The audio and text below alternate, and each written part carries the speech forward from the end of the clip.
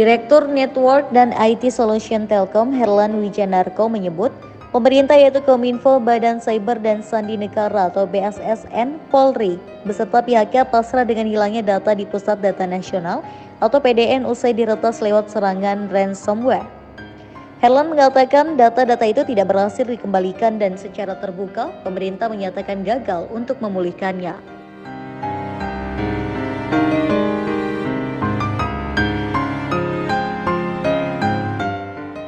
Meski begitu, Herlan mengklaim bahwa data-data yang terenskripsi itu masih berada di dalam server PDN dan tidak berpindah ke lokasi lain. Sehingga dia meyakini data-data milik kementerian atau lembaga atau KL dan pemerintah daerah tersebut tidak akan bocor atau tersebar luas.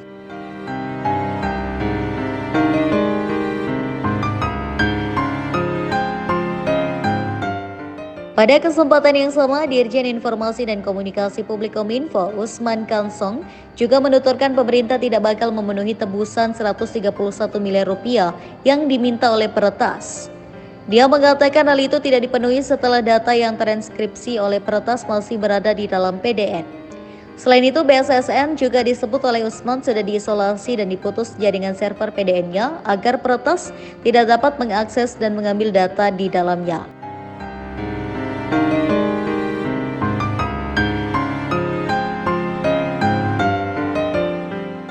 Usman menegaskan pemerintah sudah memutuskan untuk pasrah kehilangan data-data tersebut. Pasalnya, tidak ada jaminan peretas akan memulihkan dan tak mengambil data ketika dibayar serta diberi akses ke PDN untuk membuka enkripsi.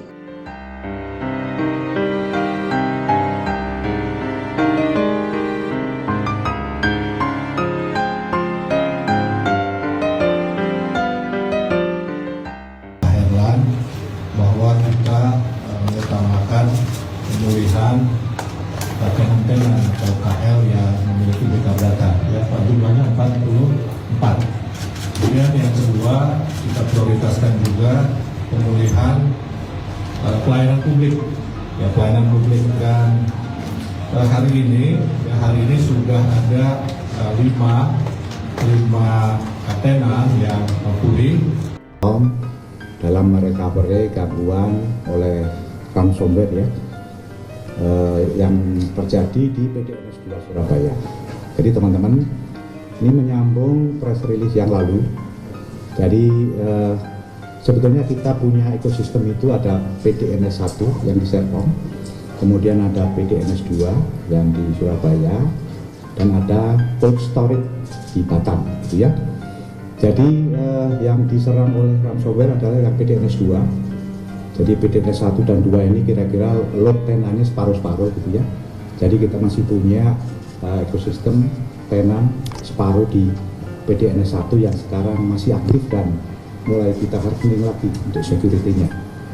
Kemudian yang kedua, rekan-rekan, kita sejak kejadian sampai dengan hari ini kita diasistensi oleh BSSN dan kerjasama dengan semua yang terkait, gitu ya, tentu dengan Kominfo, kemudian dengan para tena, dengan Bareskrim. Kita berupaya keras untuk melakukan recovery dengan resource yang kita miliki. Yang jelas data yang sudah kena ransom ini sudah nggak bisa kita recovery, gitu ya.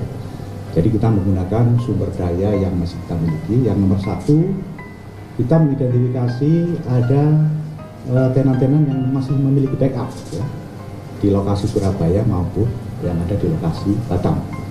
Jadi kira-kira jumlah 44 tenan. Jadi ini kita masukkan sebagai recovery stage 1, gitu ya. Jadi kita kontak, kemudian kita klarifikasi dengan para tenan dan mulai kita upayakan untuk bisa kita aktifkan layanannya, tentu melalui medium temporer, ya. Jadi kita punya 2 medium temporer di PDN 1 dan 1 media lain yang kita siapkan untuk mengaktifkan temporary. Kemudian kita juga sudah mengkontak seluruh tenan yang terdampak di PDNS 2. Jadi kita kontak satu persatu kerjasama dengan tim Kominfo untuk memastikan apakah tenan ini memiliki backup di lokal atau tidak, gitu ya, termasuk situasi layanannya. Dan ini kita sudah lakukan semua. Hasilnya ada beberapa tenan memiliki backup, ada beberapa tidak, ada beberapa yang tidak aktif, dan ada beberapa yang belum bisa diverifikasi, ya, dari sejumlah itu. Nah nanti stage kedua rekan-rekan, kalau memang ini nggak ada backup, kita akan merepeat ulang. Ya. Kita siapkan environment yang baru sebagai pengganti PDS-NS 2 yang sudah kita kunci. Kita setup ulang, kita hardening, kita implementasikan semua aspek security. Banyak yang dapat asistensi dari BSSN ya, melalui prosedur yang membuat ini lebih aman. Baru nanti kita akan repeat di environment yang baru.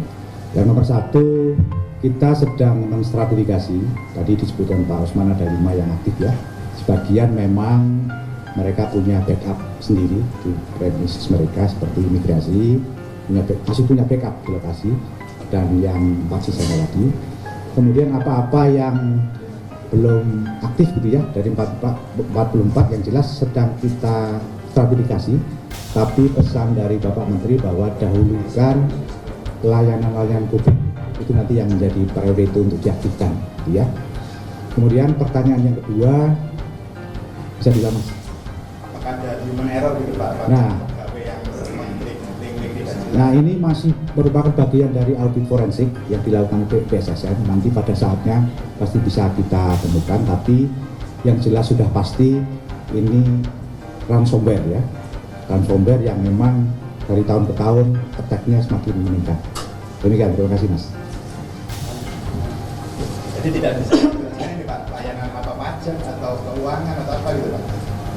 Yang masih belum. Ya tadi angkanya lah kita sebutkan ya. Jadi ada dari kementerian dan lembaga di pusat, kemudian ada pemerintah daerah, provinsi, kota, kabupaten. Tadi yang ini nomor 2 dulu ya. Oke, silakan. Selamat sore Pak, saya dari Depok mau nanya Pak. Kemarin sempat di siaran persnya bilang kalau Windows Defender-nya sempat tidak aktif ya Pak. Kan Windows Defender itu umumnya digunakan untuk personal ya Pak. Apakah memang cukup untuk mengamankan sekelas server yang amat penting itu untuk menggunakan Windows Defender? Apakah ada penggunaan sistem yang lain untuk keamanannya? Kemudian yang kedua, dengan menggunakan Windows Defender itu kan artinya Pusat Data Nasional ini memakai Windows ya Pak. Banyak orang yang menilai bahwa Windows itu tidak aman untuk sebuah server gitu, lebih aman untuk Linux. Nah, tanggapan Bapak sendiri seperti apa? Terima kasih. Oke, baik rekan-rekan, yang pertanyaan terkait dengan Windows Defender ya. Terserang ini banyak aspek yang masih kita sisir gitu ya. Sebetulnya mana yang proper, mana yang tidak. Jadi mohon maaf saya belum bisa menyampaikan secara detail mana-mana yang itu proper, mana yang tidak. Tapi secara keseluruhan nanti akan merupakan bagian dari audit forensik gitu ya.